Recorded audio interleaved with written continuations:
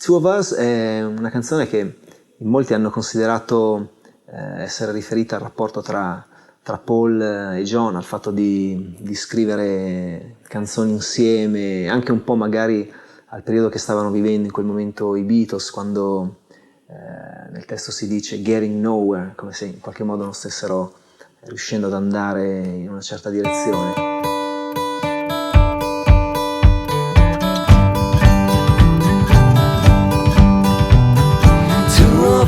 Riding nowhere, spending someone's heart and pay.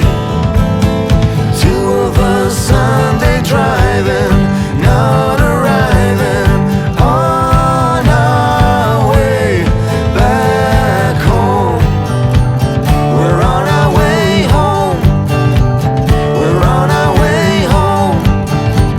We're going home. In realtà questo brano parla proprio di Paul e di Linda e del loro rapporto. È un brano molto personale in realtà e spiega appunto come Paul amasse il fatto che Linda lo portasse fuori dal caos generale, dal caos quotidiano della sua vita. Poi era solita soprattutto allontanare Paul dallo stress della quotidianità, appunto dallo stress dell'essere un membro dei Beatles.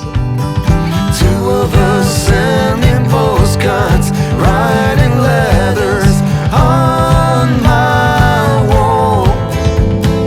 You and me burning matches, lifting latches on our way back home. We're on our way home. We're on our way home. We're going home.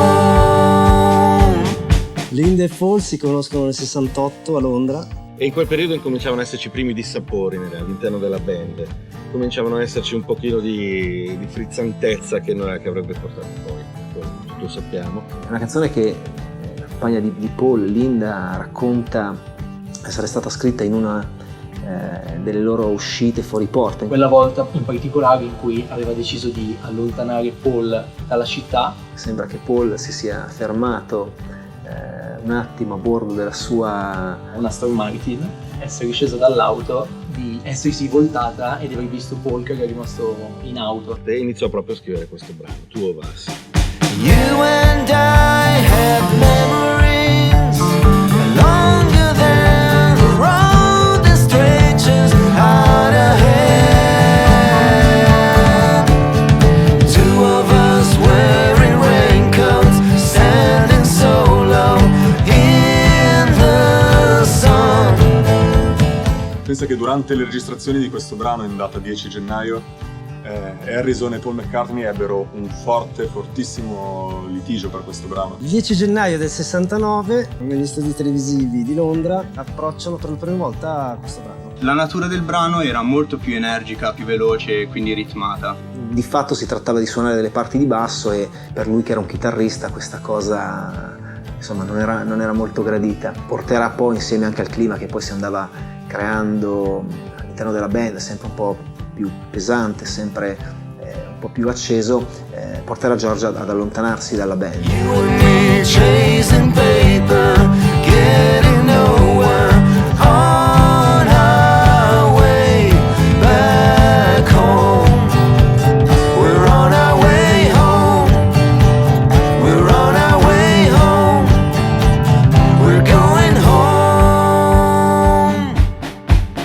Comunque, dopo essersi calmate le acque, Harrison decise di portarsi dietro Billy Preston e dopo aver cambiato anche studio ed essere andati agli studi Apple adibiti appunto per continuare le registrazioni del film, ripresero in mano questo brano che appunto cambiò completamente la sua natura. E in quel caso lì verrà ripresa invece questa versione un po' più folk, che è quella che poi insomma finirà sul disco. You and I have memories longer than the road that stretches out ahead.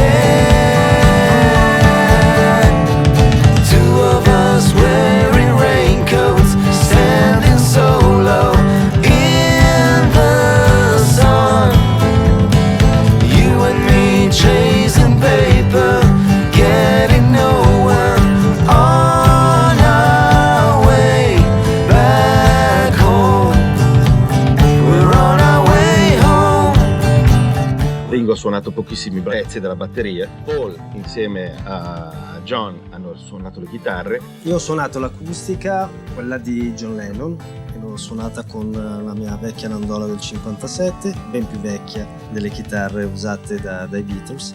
E il basso invece è stato registrato da George che però non ha utilizzato un basso, ha utilizzato una Telecaster. Costruita appositamente dalla Fender per lui, tutta in roso, tutta in palissandro, quindi manico palissandro, tastiera palissandro, corpo palissandro. Pesantissima, ma molto risonante. Suonata con il pollicione e ha fatto questa linea di basso molto particolare che caratterizza anche abbastanza il pezzo. We're on our way home. We're going home. È una canzone in realtà che parla di un momento di libertà in cui due persone stanno particolarmente bene. Credo che questo venga anche fuori dalla musica, dall'atmosfera che si respira. Goodbye.